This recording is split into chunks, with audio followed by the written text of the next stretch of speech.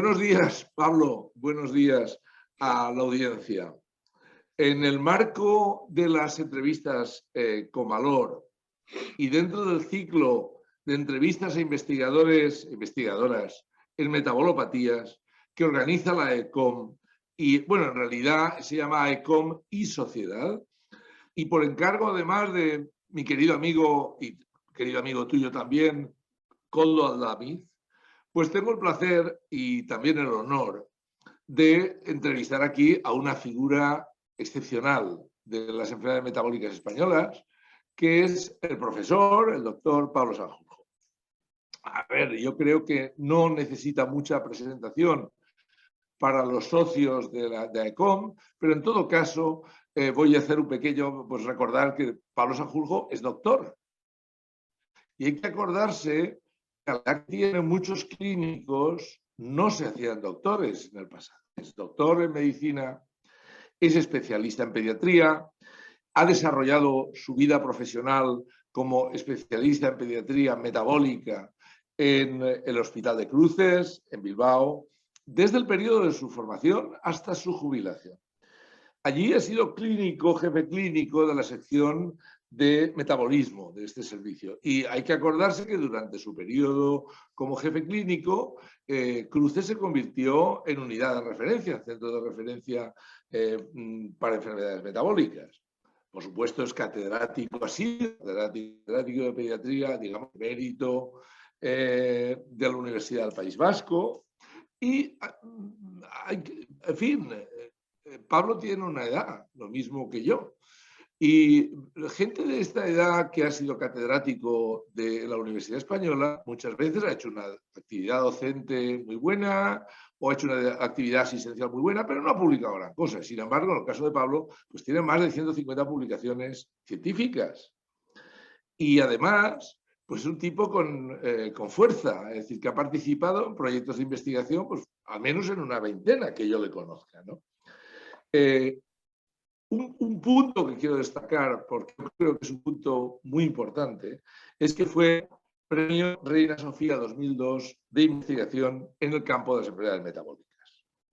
Y sobre todo ha sido una fuerza de la naturaleza, y ha sido una fuerza de la naturaleza. Es un impulsor y referente clínico de las enfermedades metabólicas en España y, de hecho, yo lo recuerdo como cofundador, uno de los fundadores de la asociación AECOM, de la Asociación Española para el Estudio de los Errores Congénitos de Metabolismo. Ha sido muy trabajador y ha participado en un montón de guías clínicas, por ejemplo, de hiperamoniemia, recuerdo muy bien la de hiperamoniemias de AECOM, y de hecho su último trabajo profesional que hemos hecho conjuntamente los dos fue participar en la guía clínica europea sobre errores del ciclo de la urea, que esto se publicó, si no recuerdo mal, corrígeme si me equivoco, Pablo, yo creo que se publicó en 2012, ¿no es así? Me parece que fue en 2012, ahora hay una reedición en la que Pablo ya ha declinado estar, pero luego también lo he conocido en un papel muy importante por su gran experiencia como asesor de empresas que sobre todo se dedican al tratamiento, a la terapia de errores congénitos del metabolismo. Y bueno, un hecho, digamos, para mí clave que ha realizado junto con otro gran experto, Antonio Van de Jou, ha sido el libro de errores congénitos de metabolismo. Bueno, no ese es el título exacto, pero todo el mundo lo conoce. Es, digamos, la Biblia de cabecera en castellano para los errores congénitos de metabolismo, y que va ahora por la quinta edición. Ahora ya no es editor y autor, sino prologador, lo habéis prologado, que yo recuerde, Antonio y tú. Así que ya podéis imaginar, ya podéis daros cuenta que no estamos hablando aquí con alguien del montón, es una persona excepcional, médico, maestro, científico, que ha combinado una práctica médica sobre evidencias seguras con la apuesta por lo nuevo. Le gusta lo nuevo, siempre le ha gustado. Yo le conozco más tiempo del que debiera, desde finales de los años 70 o principios de los 80, cuando yo volvía del laboratorio de Grisolía de Estados Unidos y estaba en el antiguo Instituto de Investigaciones Citológicas y pasó por allí. Para mí ha sido siempre un acicate de acercamiento de la investigación básica. Yo soy médico, pero he hecho bastante investigación básica, pues de acercamiento de la investigación básica al interés clínico. Así que, Pablo, sinceramente estoy muy encantado. Es un honor para mí el poder entrevistarte, aunque sea aquí a distancia por culpa de la maldita peste esta que sufrimos. Y estoy seguro de que a muchos de nosotros nos gustará saber más de ti porque eres un personaje en parte enigmático. Si uno mira el currículum vitae, busca el currículum vitae de Pablo Sanjurjo, por ejemplo, en la red, no encuentra ni siquiera en qué año ha nacido. Así que di algo, Pablo, di lo que te parezca. Bueno, pues nací en Segovia, no debajo del acueducto, pero muy cerquita, pero estuve allí muy poco tiempo. Me tuvieron un mes y después ya fui al sitio donde me crié, un pueblito del norte de Cantabria que se llama Santoña, famoso por sus anchoas. Anchoas. Eso es, las anchoas de Santoña. Y nada, estudié en Santoña muy poco tiempo el bachiller, hasta segundo de bachiller, y después mi padre murió y entonces ya empecé mi periplo de colegios de huérfanos de militares, primero en Madrid y después en Valladolid. Bueno, ¿y por qué? A ver, o sea que entonces, ¿en Madrid estuviste muchos años o pocos años? En Madrid estuve pues desde tercero de bachiller hasta acabar el preuniversitario. Estuve en O sea, Madrid y luego como, ya la como universidad la 5 haces en años. Valladolid. Y Vale, luego vale. ya, sí, los huérfanos de militares, cuando queríamos estudiar medicina, el sitio para hacerlo era la Universidad de Valladolid, que había un colegio que luego hablaremos de él en el Oye, y curso de entonces, la... ¿por Sí, qué decidiste estudiar medicina? ¿Tenías precedentes o antecedentes en la familia y en el entorno tuyo? O sea, ¿qué te decidió a ir en dirección a medicina? pues fundamentalmente sí, hubo motivaciones familiares. Tiene un hermano médico, pero estaba trabajando en ese momento, en el momento que yo estudiaba el bachiller, estaba en un pueblo del Valle de Cerrato, en Palencia, y con el que contacté mucho es con un cuñado que era un médico, Justo Salgado Ortiz. Era un enamorado de los libros en general y de los de medicina en particular. Estaba todo el día estudiando, era un internista que adoraba su profesión y me transmitió pues ese fervor por la medicina, y yo creo que fue el verdadero culpable que yo estudiara, que eligiera esa carrera. O sea, no fue como una elección de carrera profesional para ganarte la vida, sino por pasión, ¿no? Como lo hacíamos antes. Exactamente, sí. Pues me alegra mucho saberlo esto, ¿eh? Porque me lo imaginaba, pero no estaba seguro. Oye, y otra cosa, otra característica que, en fin, no es que diga yo, o sea, tú como yo hemos nacido y hemos crecido durante la etapa de Franco, que era un periodo en el cual el país no puede decirse que estuviera muy ligado internacionalmente. Sin embargo, tú has sido un hombre muy internacional, te he conocido dando seminarios en muchos sitios, no solamente en sitios de habla hispana, sino en montones de sitios. Pues recuerdo tu seminario con Burlina, por ejemplo, tus participaciones en la SSCM, etcétera, etcétera. Entonces la pregunta es, ¿esto normalmente se pilla ya de alguna manera durante la carrera? ¿Durante este periodo ya estuviste expuesto internacionalmente, te moviste por ahí o ha sido posterior a la carrera?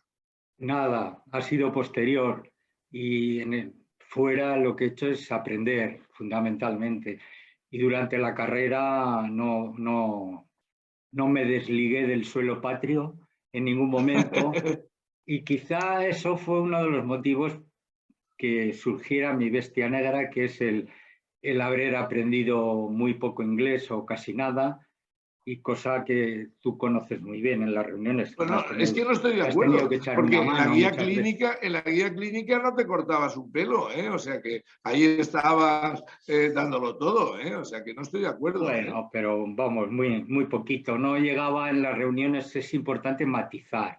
Y entonces preguntar cosas con matices, pues era una limitación muy importante que que es un pequeño borrón en mi profesión y que no debería haber tenido.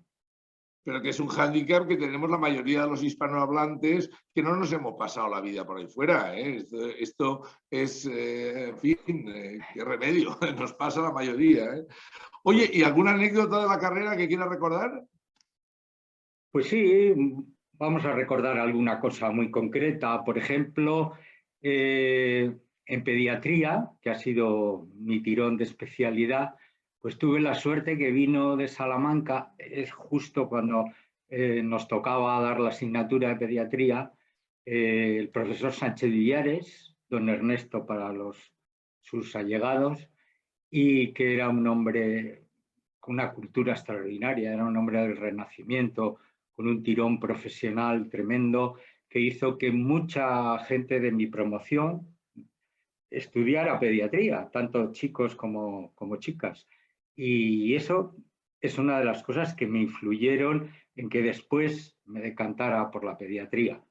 También, pues otra anécdota que se puede contar es que el colegio donde estudiaba en Valladolid, el Colegio de Santiago, era un colegio de militares, con un régimen un poco especial, que no eran como los colegios mayores o las pensiones donde estaban mis compañeros. En este sitio había un horario militaroide, no se podía salir de noche, después de cenar tenías que ir a estudiar y luego a la cama cuando te pareciera. Entonces el ocio nocturno pues no existió para mí en los 6 años de carrera y bueno, eso podía haber tenido efectos beneficiosos como no coger el COVID de su momento, pero sí que te diferenciaba mucho del resto de los compañeros. Tenía 2 amigos importantes en el colegio y con ellos formábamos un trío donde salíamos de vez en cuando teníamos 4 perras a tomar algún vinillo y tal. Y uno de ellos se llama Pedro Martín Bermejo, que hizo anestesia y trabajó en Madrid, creo que en el 12 de octubre, y le perdí la pista. Después de la carrera ya no le he vuelto a ver. Al que sí volví a ver es a Manuel Fuentes Gaseni, un chico que era médico titular del Esteiro, un pueblo al lado entre Noya y Muros, en la ría de Muros, y le fui a ver varias veces y bueno, era una persona muy afable. Por desgracia, hace unos 3 o 4 años se murió de un tumor cerebral, pero era un poco egoísta ir a verle porque había estado en Balbuena de Duero de médico titular y tenía preferencias para comprar Vega ¡A Sicilia los vinos! y siempre me regalaba una botella de Vega Sicilia y le recuerdo con mucho cariño. Esto es un poco lo que te puedo Bueno, contar pues de esta... precisamente me has contestado algo que te iba a preguntar yo y era que te había... Bueno, por cierto, que quería anotar que eso que te pasaba en tu colegio también pasaba en ese tiempo e incluso algunos años más tarde en los colegios mayores, porque yo estuve en un colegio mayor y también era lo mismo, se cenaba allí y para salir por la noche tenías que saltar la valla escapándote del colegio. O sea, que quede Ya. claro. O sea, que esto no era exclusivo de los colegios militares. Bueno, pues no, precisamente te iba a preguntar, ya me lo has respondido. ¿Por qué hiciste pediatría? Pues fue por el tirón del maestro que tuviste y además esto refleja lo importantes que son no los profesores, sino los maestros, los verdaderos maestros. Y esto es una cosa muy importante y que estoy seguro que tú lo has sido. ¿Y por qué elegiste Cruces? Fue una elección, porque entonces no había sistema de residencias todavía, ¿no es así? Bueno, Entonces fue una elección que harías tú, ¿no? sí, entonces tengo que contar todo lo brevemente que pueda que mi comienzo como médico fue bastante atípico.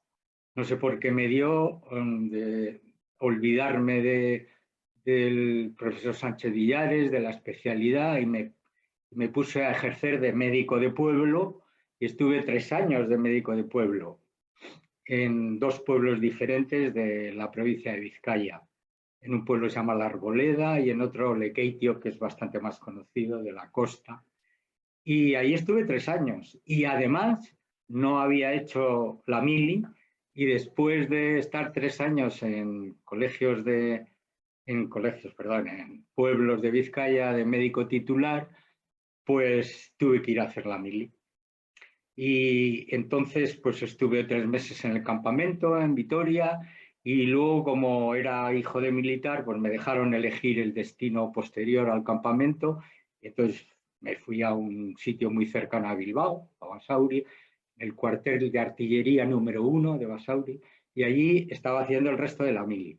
Entonces un médico militar, que era el médico militar del regimiento, un chico joven, me dijo: mira, ha venido a Cruces una persona que se ha formado muy bien en París y en Estados Unidos, es una persona de mucho nivel, y que era Juan Rodríguez Soriano, y me dijo que fuera a hablar con él, a ver qué pasaba, porque yo le comenté que tenía un tirón por la pediatría, como he comentado ahora, y fui a ver a Soriano vestido de soldado, que eso él lo recordaba mucho, y entonces el hombre pues me aceptó, vio que estaba en una situación un poco, que ya tenía 2 hijos, que estaba acabando la mili, y me aceptó bueno, más que ayudante, como meritorio. Incluso me puso un tutor, que luego fue importante para mí, César Loris, que era un nefrólogo que trabajaba con él. Entonces, Venga, o pues sea que donde quiera Rodríguez seguimos. Soriano fue una persona clave. Que digo que Rodríguez Soriano, claro, este hombre era un fuera de serie en aquel tiempo, porque estuvo, si no recuerdo mal, en el Necker. Bueno, primero se había formado en el Clinic, luego se fue al Necker, lo que hoy llamamos el Necker, que entonces no se llamaba Necker aún, era el de San Juan Malad, y después estuvo en el Albert Einstein en el Bronx, en Nueva York, donde está ahora nuestra amiga Ana María Cuervo. Y ahí estuvo nada menos que 5 años, con lo cual debía ser una cosa bastante excepcional aquel momento. Lo que pasa es que él, yo creo que, a ver, yo no soy pediatra, como sabes, pero si no recuerdo mal, Rodríguez Soriano lo que hizo es un creador de la nefrología pediátrica, en realidad, ¿no es así? Entonces, quizá habría esperado yo que salieras de nefrólogo pediátrico, pero es curioso cuando, a ver, me ha gustado mucho hacerte un papel de tu fase prehistórica, no de la histórica, sino de los primeros trabajos tuyos. Tu primer trabajo tuyo es, curiosamente, con un paciente con afectación renal, que era una tirosinemia, que yo recuerdo, por lo menos, no sé si es tu primer trabajo, pero el primero que yo te he podido encontrar en el PubMed. Entonces, o sea, que era una especie de combinación entre un fenotipo renal o parcialmente renal, porque es hepatorrenal, y al mismo tiempo una enfermedad metabólica. Entonces, yo me he preguntado al leer esto si ese paciente, digamos, fue ya un encarrilamiento deliberado de Rodríguez Soriano o tuyo, en el sentido de ir hacia las enfermedades metabólicas, o que fue un azar de la vida que te llevó desde entonces a encarrilarte por el camino metabólico. Cuéntame un poquito. Bueno, pues el doctor Rodríguez Soriano, aparte de ser básicamente un nefrólogo, había descrito en Estados Unidos una enfermedad prácticamente nueva, la acidosis tubular proximal en el niño, Sí, señor. que está en los libros, y se llama enfermedad de Rodríguez Soriano. Pero su segundo amor era la endocrino y el metabolismo. Y había publicado alguna acidemia orgánica estando en Nueva York, Sí, señor, también lo he visto. y le gustaba muchísimo. Y entonces vio que yo tenía también ciertos amores por la bioquímica y me encarriló por ahí. Tanto en la clínica, dedicarme a eso. Yo entré ya en el 72 de médico adjunto y en el 74-75 ya me centró en el tema de los errores innatos del metabolismo. Y él también me hizo una doble orientación clínica, pero como él había trabajado con Edelman en Nueva York en el laboratorio, me dijo: mira, Pablo, tu especialidad es muy de laboratorio y tienes que montar un pequeño laboratorio. Vamos a ver qué hay, como si hay un pequeño sitio. Y entonces la doctora Busturia, que era la jefe del laboratorio endocrino, tuve el honor de que me dejara un sitio pequeño, unos 10 o 12 metros cuadrados, y había un cromatógrafo de gases en el laboratorio de pediatría que no se utilizaba. Y entonces, en base a ese aparato y a un pequeño espacio que me dejó la doctora Busturia, inicié el montaje de un pequeño laboratorio para dar respuesta a algunas de las enfermedades que podría diagnosticar, no solamente clínicamente, porque en las circunstancias, que quizás es importante comentarlas en ese momento, era que no había en los años 74-80, en esas 6 años de periodo, no había screening neonatal en el País Vasco. Empezó el plan piloto hasta el 81. Magdalena Ugarte y Mayor Zaragoza habían empezado en Granada en el 68, pero todavía no estaba expandido ni geográficamente ni en número de enfermedades. Y entonces no había screening neonatal, no podía contar con ello. Mi conexión con el grupo de Canto Blanco, de Magdalena, y con Bioquímica Clínica de Barcelona, que eran los 2 centros importantes de diagnóstico molecular, pues cuando aquello eran nulos o muy incipientes. Entonces, todo estaba basado en la clínica, en un autoanalizador de aminoácidos que había en el laboratorio de nefrología pediátrica, en mi cromatógrafo de gases y en la capa fina y poco más. Y a pesar de eso, en esas circunstancias, pues en esos 6 años hicimos diagnósticos interesantes, entre ellos la tirosinemia, luego diagnosticamos al año siguiente, en el 77, una homocistinuria, que eso fue, la verdad es que fue gracias a la pericia clínica de nuestro neuropediatra, el doctor Prats Viñas, José Mari Prats Viñas. Fue un niño que había tenido una trombosis de los senos venosos intracraneales y tenía una enorme circulación periférica, junto con un genovalgo y una luxación del cristalino. Bueno, entonces él, que también era muy buen clínico, me lo comentó y ya hicimos el diagnóstico bioquímico a través del autoanalizador de aminoácidos. Y entonces, bueno, pues diagnosticar una homocistinuria en el 76, 77, también sin tener apoyo. Y lo siguiente fue, en ese mismo año, diagnosticamos una acidemia propiónica de otro hospital de Vizcaya, pero que tenía unos síntomas neonatales compatibles. Y yo había montado una técnica de ácidos orgánicos en orina, también por cromatografía de gases, donde podía diagnosticar la acidemia propiónica, la metilmalónica, la isovalérica. Es decir, que yo creo que el mérito es que con muy poca cosa y muy pocas conexiones, en una época muy temprana, como es los años 70, diagnosticamos también una glucogenosis y una fructosemia, en fin. Quiero decir que fue una enseñanza muy interesante con muy pocos medios. Pues bueno, esto hay que acordarse de que esto de los pocos medios, pero hay que dedicarlos los medios a ello y dedicarlos casi exclusivamente a esto. Y en ese sentido yo creo que Rodríguez Soriano fue un visionario, al decirte lo de que has de montar tu pequeño laboratorio, era claramente un visionario.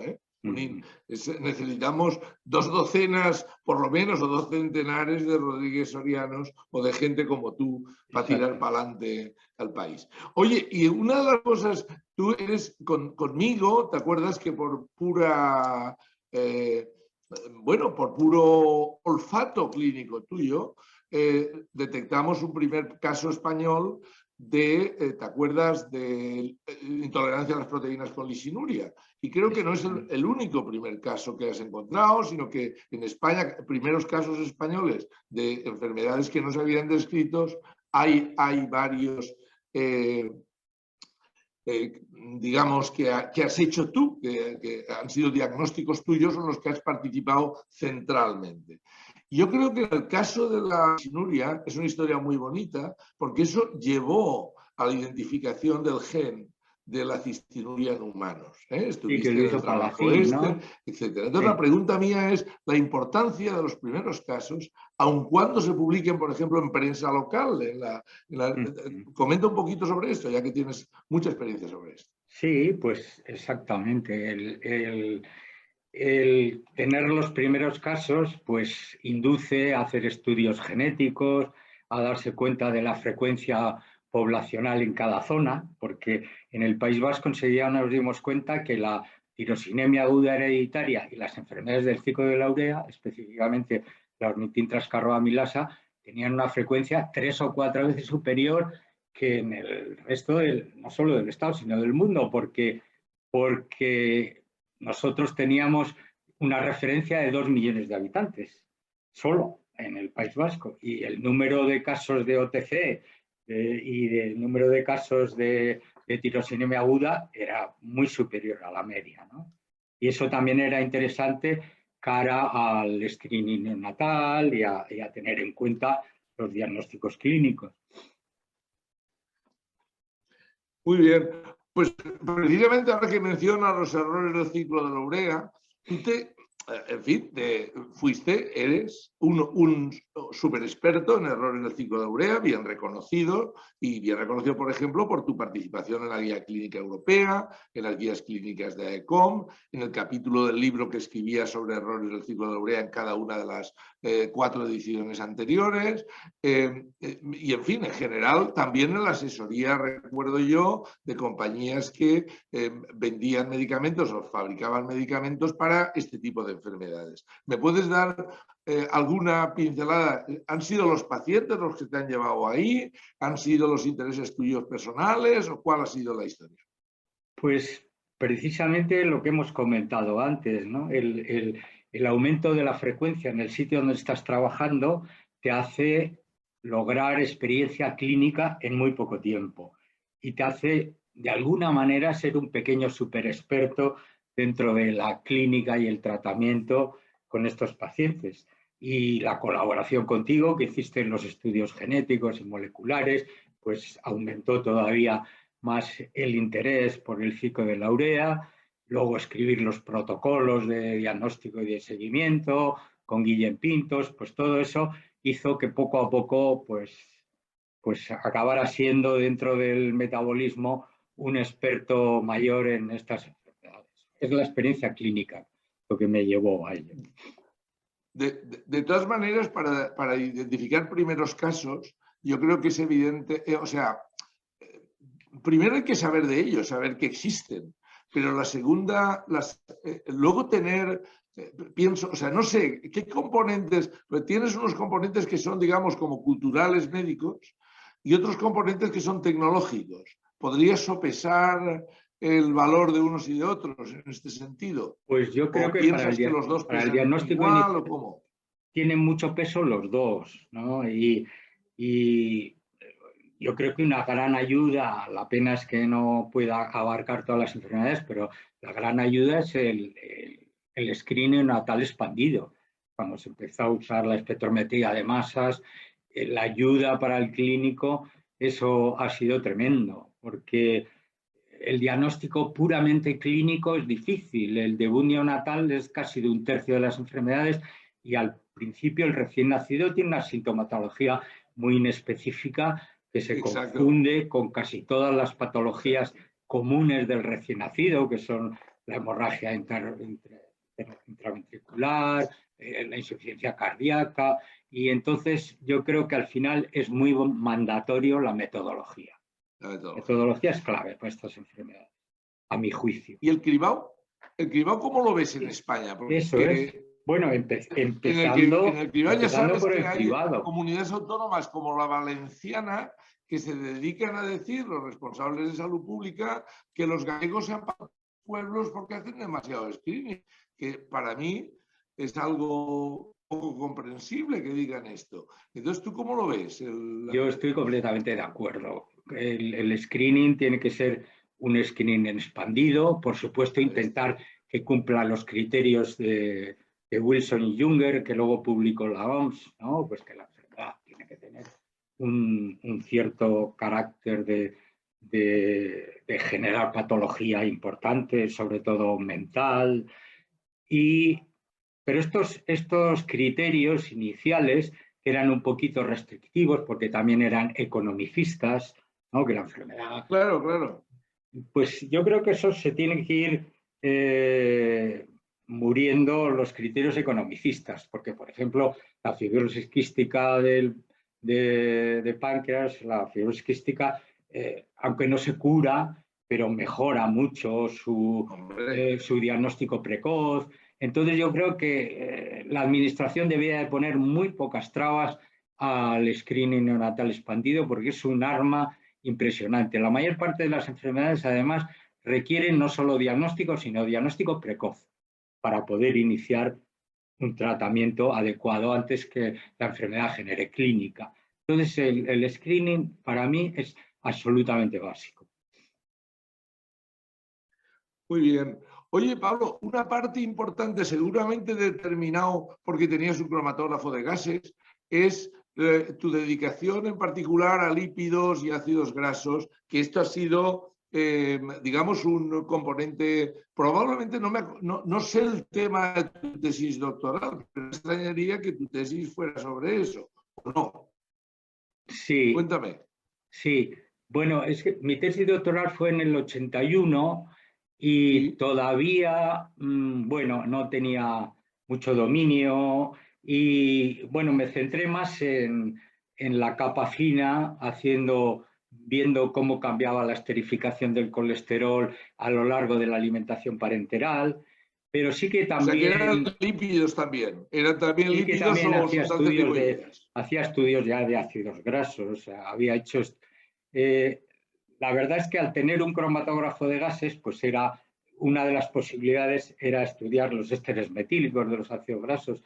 Y fui en una estancia corta a Barcelona, al laboratorio de Vallabriga, con Manuela Martínez, que era un poco una prócer importantísima a nivel internacional del estudio de ácidos grasos cerebrales, y es la que me enseñó a manejar un cromatógrafo para cuantificar ácidos grasos.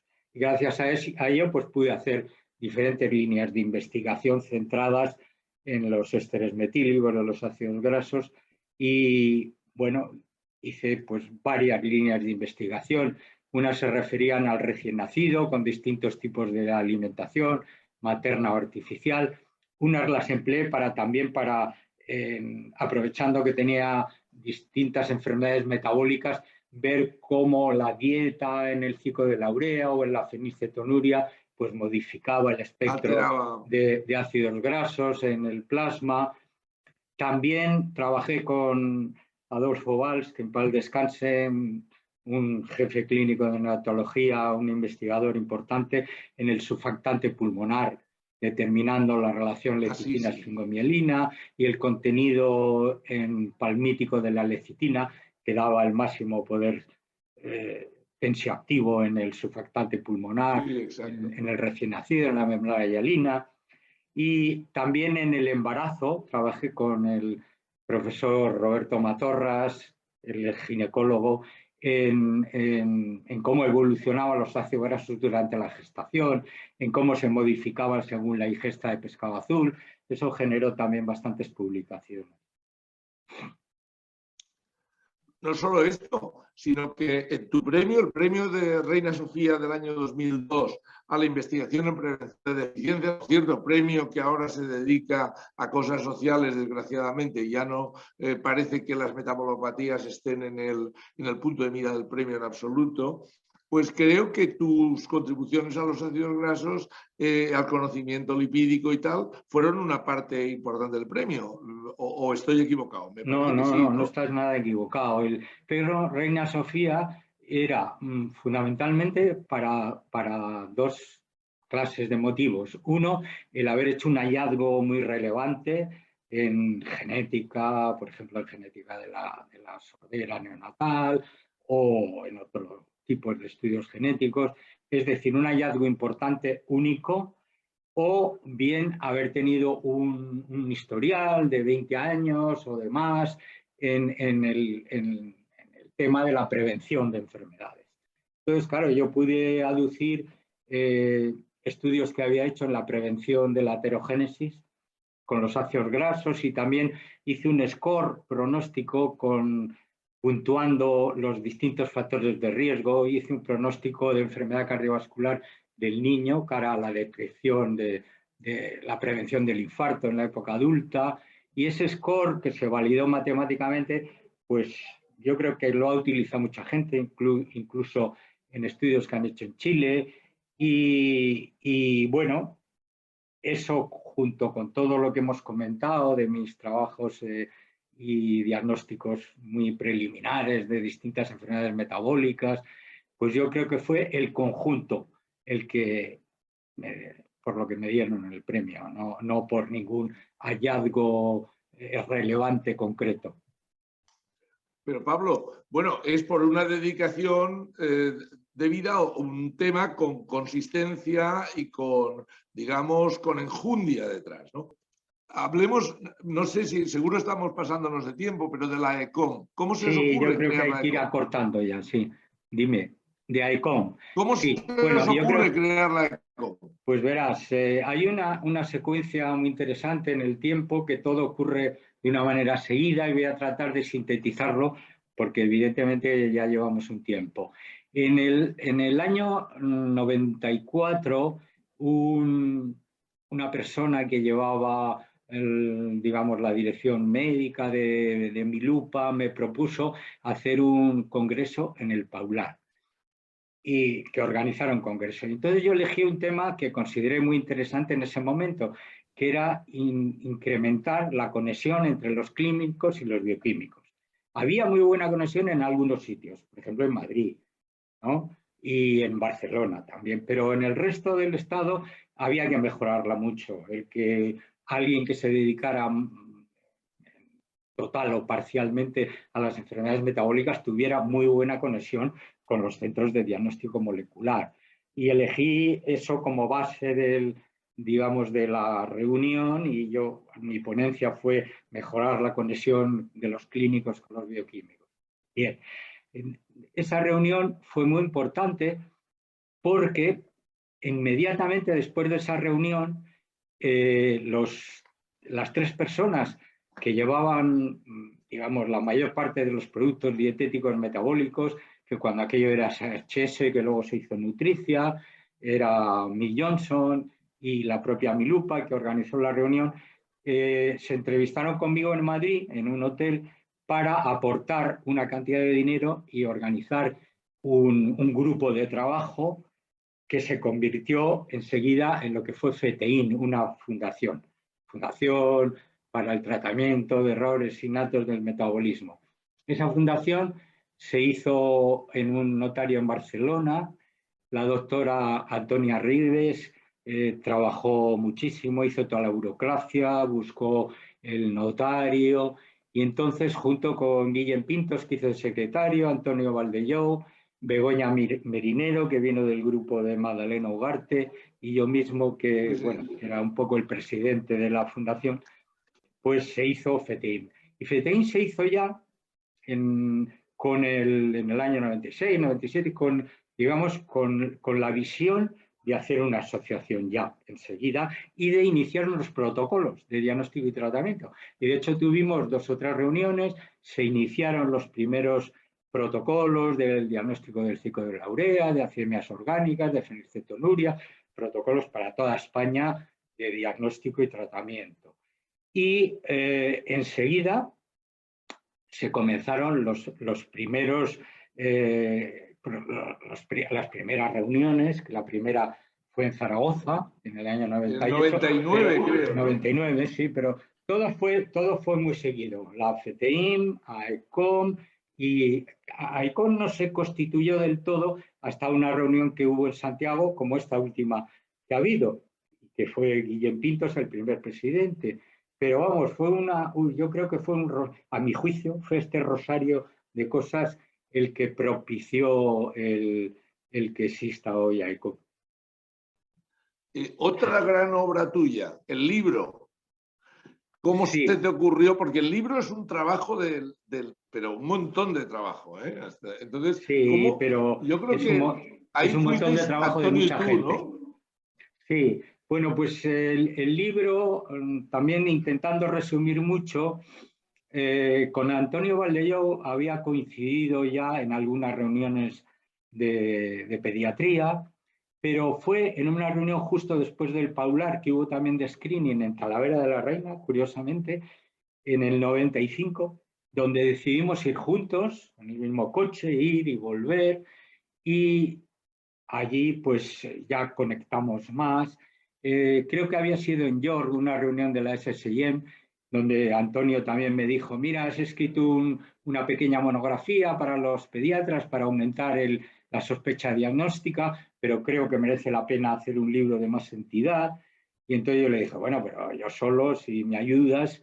Y entonces ya en ese viaje que hicimos en Talavera maduramos un poco el tema de comenzar a buscar los autores, de hacer ya un índice de capítulos. Y la cosa empezó por ahí, hasta que, aunque la primera edición del libro fue en el 2001, pero claro, entre el 95 y el 2001, esos 6 años, lo dedicamos un poco a madurar la idea, a buscar autores y a seleccionar los capítulos que considerábamos más interesantes, a buscar un editor y todas esas serie de cosas.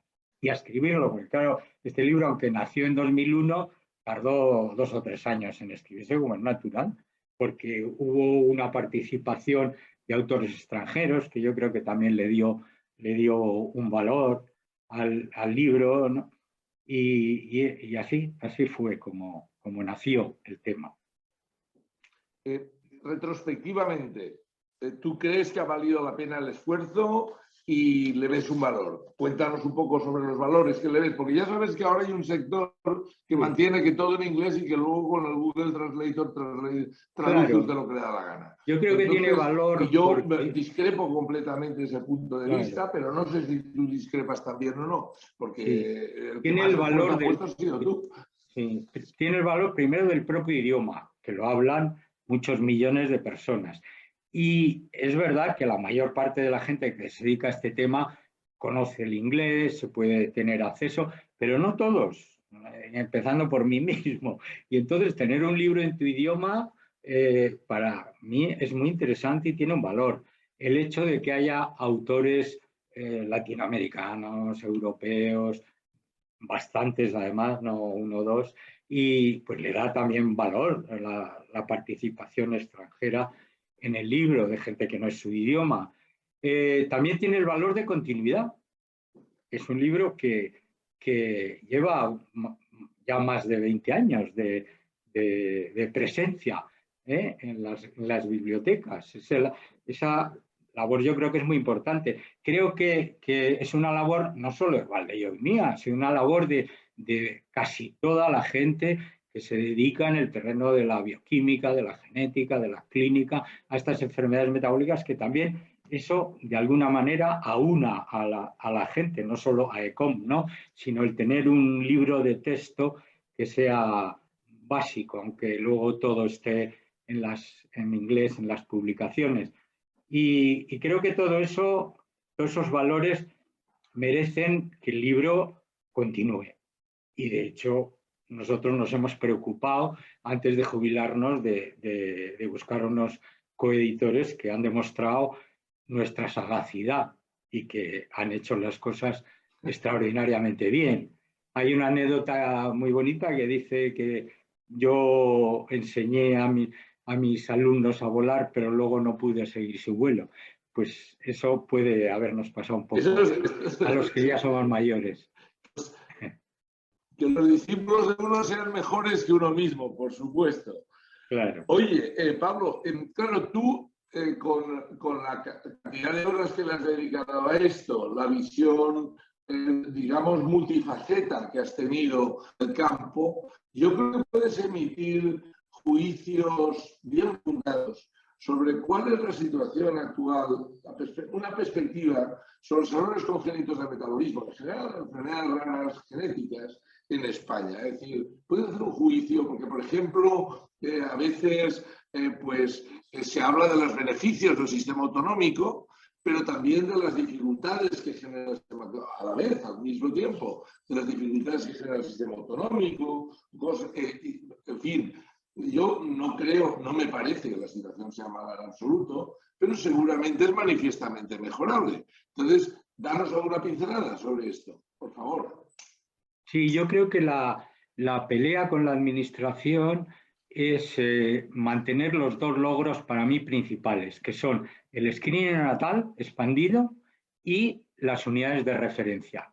Incluso, y date cuenta que las unidades de referencia han sido una presión europea, no ha sido de nuestro propio Estado. Entonces, tiene que saber nuestro propio Estado que esas unidades de referencia tienen que tener dotación de personal, dotación de aparataje y esa defensa de esas dos cosas, del screening natal expandido y de las unidades de referencia, son absolutamente claves. Yo quizá abogaría porque un poquito más adelante, cuando se nos acabe esta peste del COVID, pelear por unidades de referencia súper especializadas, es decir, que haya también unidades de referencia de enfermedades concretas, por ejemplo, pues de mucopolisacaridosis o de enfermedades lisosomales, ¿sabes?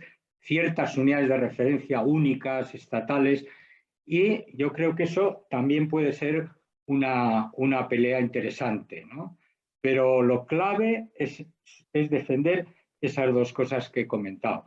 Quizá también la superespecialidad, el mejorar los traslados de muestra a centros extranjeros cuando aquí no tenemos determinaciones genéticas específicas, esta serie de cosas que son, siempre hay cosas que mejorar.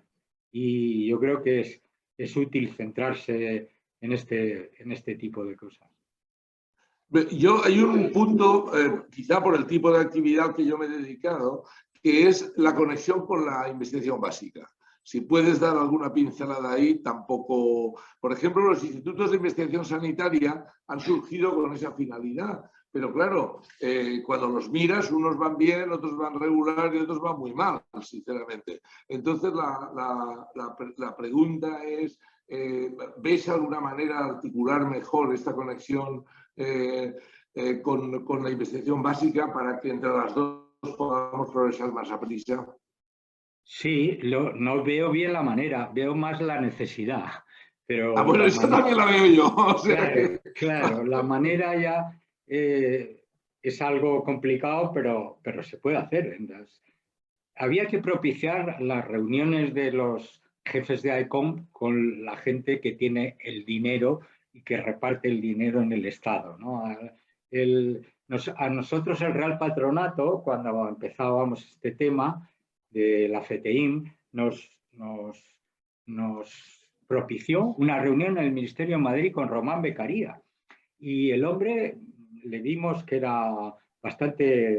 entendió bastante el tema y era propicio. Luego ya nos derivó a otros ministerios que ya ahí la cosa ya se diluía más. Luego ya como se derivó el screening natal a las comunidades autónomas, pues eso tiene ventajas e inconvenientes, ¿no? Se diluye un poco el tema. El número de habitantes que tienen algunas comunidades autónomas es muy pequeño para tener un screening natal expandido. Es decir, todo lo que se centraliza tiene sus problemas, pero todo lo que se dispersa también los tiene. Oye, no sé, me da vergüenza preguntártelo, no sé si debo preguntártelo o no, pero ¿tendrías inconvenientes en lo que tú ves como ha sido tu legado? Tu legado profesional, estoy seguro que vas a hacer muchas más. El legado profesional más importante, creo, ha sido lo que tú has comentado al final, ha sido el libro, es lo que va a quedar como legado. Por eso les tengo que mandar un abrazo y agradecer su participación a todos los autores, porque nosotros sí escribimos varios capítulos, pero ha sido una obra en la que ha habido muchos albañiles. Y tengo la suerte de que a lo mejor vamos a quedar Valdelló y yo como los autores de todo, y eso no ha sido así. Por eso les quiero mandar un fuerte abrazo y de parte de Antonio y mía un agradecimiento profundo. Sí, bueno, pero este es una especie de legado impreso. Pero, por ejemplo, tú has mencionado el factor motivador que han tenido para ti los maestros. Y yo creo que esto no lo vas a decir tú, lo voy a decir yo. Yo creo que un legado clave tuyo ha sido tu activismo por las enfermedades metabólicas en una multiplicidad de campos. Y además sabiéndote mover con interlocutores muy variados. Es decir, unos interlocutores eran científicos, bueno, médicos, unos eran médicos, otros pacientes también y familias de pacientes, pero al mismo tiempo has tenido esta visión de saber interaccionar con las farmacéuticas correctamente y también con el estamento político, cuando el estamento político era permeable, pues no siempre lo es, muchas veces es refractario y esos no hay quien los apee del burro, pero cuando has sido refractario, o sea que has sido sensible también. Por tanto, esto no lo has dicho tú, pero lo digo yo, un legado tuyo que debemos preservar es primero el que has sido un maestro y que además has dado un ejemplo de activismo en un campo que estaba muy necesitado de activismo,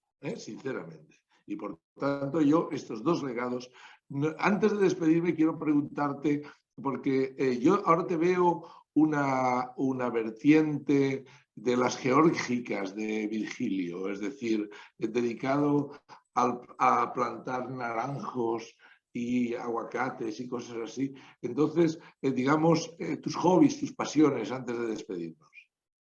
Ahora, Sí, en esta fase sí, de tu vida. sí, yo he tenido suerte con los hobbies porque una cosa criticable es que determinadas personas acaben su carrera profesional como una guillotina. Es decir, Sí. ahora llevas no sé cuántos pacientes, tienes no sé cuánta experiencia en enfermedades que cuesta mucho adquirir experiencia y ahora ya no eres nadie. Ese corte que hace la administración, pues creo que es mejorable también.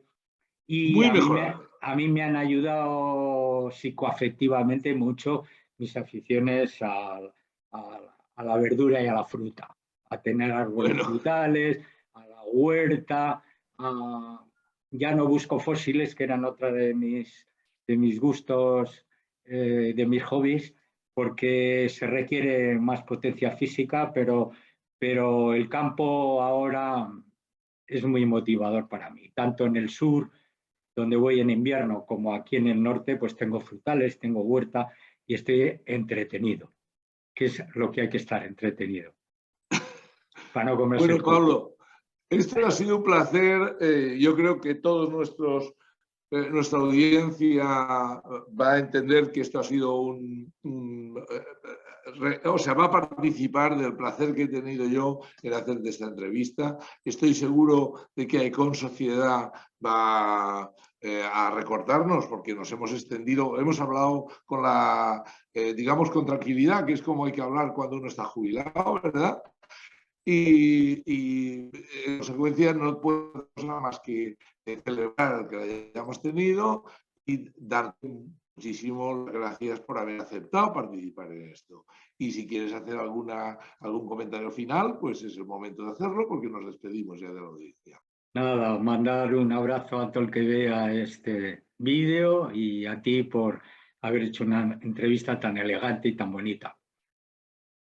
Bueno, pues muchas gracias a ti porque en realidad el mérito es tuyo. Adiós, buenos días y gracias, Icon.